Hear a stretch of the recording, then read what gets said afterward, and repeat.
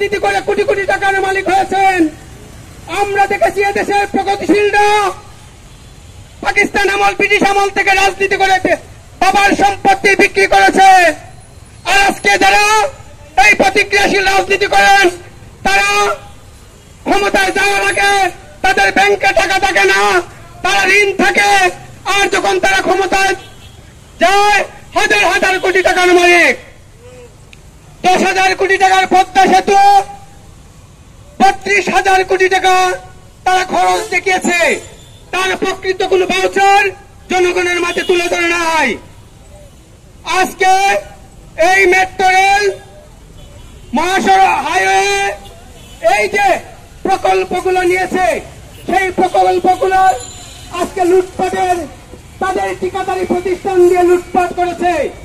জাতীয় গণতান্ত্রিক ফ্রন্ট মনে করে বাংলাদেশ একটি নয়া ঔপনিবেশিক আধা সামন্ততান্ত্রিক দেশ। এই দেশ সাম্রাজ্যবাদীদের নীল নকশার সরকার আসে এবং সরকার যায়। আজকে কারাগারে সাবেক বেসরকারি শিল্প বিষয়ক উপদেষ্টা সালমান এফ রহমান তার পুলিশের রিমান্ডে স্বীকারোক্তিতে বলেছে, 7 জানুয়ারি আমরা ক্ষমতায় কিভাবে আসলাম। ভারতের সাথে আমেরিকার মধ্য দিয়ে আমাদের একটা রফা দফা হয়েছে, সেই রফা দফার মধ্য দিয়ে আমরা ক্ষমতায় এসেছি। এই যে তাদের স্বীকারোক্তি, আমরা জাতীয় গণতান্ত্রিক ফ্রন্ট মনে করি আজকে যারা যে রূপে আসক সাম্রাজ্যবাদীদের নীল নকশা বাস্তবায়ন করে, তারা তাদের নতুনত্ব কিছু দেখাতে পারবে না। কারণ এই যে সংবিধান, এই সংবিধান হচ্ছে সাম্রাজ্যবাদীদের মদত এবং সাম্রাজ্যবাদীদের তাদের বলয়ের সংবিধান বা তাদের নির্দেশের সংবিধান। আমরা চাই শ্রমিক কৃষকের মৈত্রীর ভিত্তিতে একটি সংবিধান সভার আহ্বান করা হবে। আজকে যারা ছাত্র জনতার আন্দোলনে ক্ষমতায় গিয়েছেন, আমরা আশা করব তারা সংবিধান সভার আহ্বান করবেন। এই যে সংবিধান, আপনারাই বলেছেন এই সংবিধান গণতান্ত্রিক সংবিধান নয়। আজকে বাংলাদেশ একটি কৃষি নির্ভরশীল দেশ। কৃষকদের প্রেক্ষিতে কি আছে এই সংবিধানে স্পষ্ট নয়। শ্রমিক আজকে বাংলাদেশে প্রায় 7 কোটি শ্রমিক আছে। সেই শ্রমিকদের দ্বারা আজকে বাংলাদেশ প্রবাসী শ্রমিকরা, আজকে ক্ষুদ্র বিভিন্ন বেসরকারি প্রতিষ্ঠান শ্রমিকরা, চা শ্রমিকরা, রাবার শ্রমিকরা, আজকে 7 কোটি শ্রমিক আছে। তাদের প্রেক্ষিতে কোনো পরিকল্পনা নাই। সংগ্রামী সাথে বন্ধুগণ, শ্রমিক যে উৎপাদক শ্রেণীকে বাদ দিয়ে কোন উন্নয়নের কাজে আসবে না। তাই সংগ্রামী সাথে বন্ধুগণ, জাতীয় গণতান্ত্রিক ফ্রন্ট মনে করে এই যে ব্যবস্থা, এটা সাম্রাজ্যবাদীদের এক দালালের পরিবর্তে আরেক দালাল, এক সাম্রাজ্যবাদের পরিবর্তে আরেক সাম্রাজ্যবাদ। নতুনত্ব কিছু নাই। নতুনত্ব আসবে সাম্রাজ্যবাদের সমূলে উৎপাদন করে। তাদেরকে এই আজকে আমেরিকার সাথে কি চুক্তি হবে জনগণ জানে না। আজকে বাংলাদেশের অনেক মামলা 1-2 বিদেশ শেষ হয়ে গেছে, কিন্তু ভারতের সাথে কোনো চুক্তি বাতিল হয় নাই। হয়েছে? ভারতের সাথে দেশ বিরোধী অনেক চুক্তি আছে। আজকের সভা থেকে দেশ বিরোধী সকল চুক্তি বাতিল করার আমরা আহ্বান জানাচ্ছি। আপনারা যদি পরিবর্তন করতে চান, জনগণের স্বার্থের বিরুদ্ধে সকল চুক্তি বাতিল করতে হবে, নতুন সংবিধান সভার আহ্বান করতে হবে। আজকে 18 লক্ষ কোটি টাকা তারা ঋণ করেছে, 17 লক্ষ কোটি টাকা লুটপাট করেছে। আজকে এসালাম group, Beximco group, city group, এই যে গ্রুপগুলা আজকে তাদের পতন ঘটবে, সামনে দিয়ে আরেক নতুন গ্রুপ চলে আসবে। তাই সংগ্রামী সাহায্য বন্ধুগণ, জাতীয় গণতান্ত্রিক ফ্রন্ট মনে করেন আমরা এই যে আজকে বাংলাদেশের প্রায় 11টি জেলা বন্যা কবলিত। এই বন্যার কারণ কি?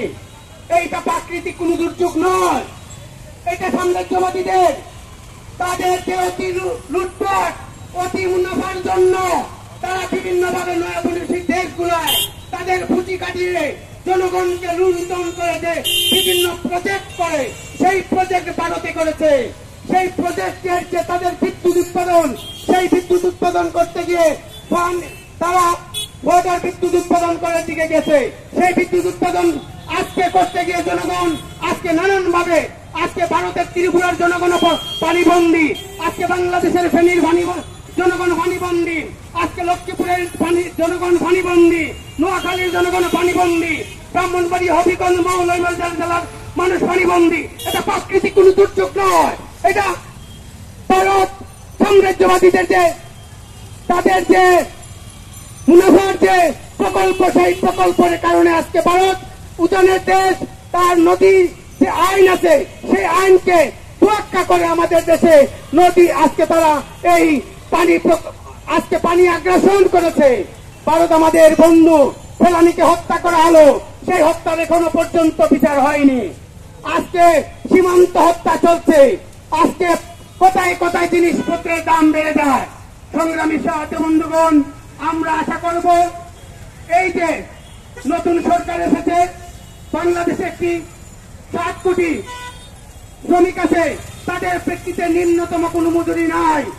বাংলাদেশ ট্রেড ইউনিয়ন সংঘ মনে করে একটি জাতীয় নিম্নতম মজুরি ঘোষণা করতে হবে বাজার দরের সাথে সংহতি রেখে।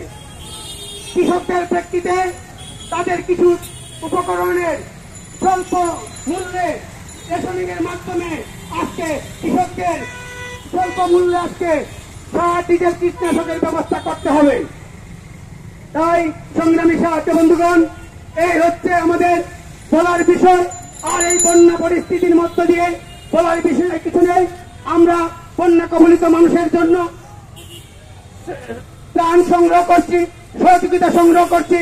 আমরা সমাবেশ শেষ করে এখান থেকে শুরু হয় আমরা টুকাই বাজারের দিকে আমাদের ত্রাণ সংগ্রহ করার জন্য আমরা যাব। এখন এই পর্যায়ে বক্তব্য রাখার জন্য আহ্বান জানাচ্ছি সিলেট জেলা হোটেল শ্রমিক ইউনিয়নের দক্ষিণ সুরমা উপজেলা কমিটির সাধারণ সম্পাদক আব্দুল মুমিন দাদুকে সংক্ষিপ্ত আলোচনা করার জন্য আহ্বান জানাচ্ছি।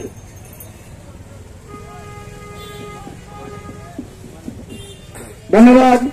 জাতীয় গণতান্ত্রিক ফ্রন্ট সিলেট জেলা শাখার উদ্যোগে আজকের এই পথসভার শ্রদ্ধাভাজন সভাপতি উপস্থিত আছেন অত্র এলাকার ব্যবসায়ী বৃন্দ, পথচারী বৃন্দ, উপস্থিত আছেন সাধারণ নাগরিক, সকলকে জানাই সিলেট জেলা হোটেল শ্রমিক ইউনিয়ন দক্ষিণ সুরমা উপজেলা কমিটির পক্ষ থেকে রক্ষিণ শুভেচ্ছা ও বিপ্লবী অভিনন্দন। সংগ্রামী সাথী ও বন্ধুগণ, আমাদের সঞ্চালক অনেক বিষয় নিয়ে এখানে আলোচনা করেছেন। আমাদের এখানে বক্তব্যের বিষয় হচ্ছে আমরা সারা বাংলাদেশে 35 লক্ষ হোটেল শ্রমিক চাকরি করি। আমাদের শ্রমিকদের যেমন চাকরির নিশ্চয়তা নেই, জীবনের নিরাপত্তা নেই, অধিকার বললে কিছুই নেই।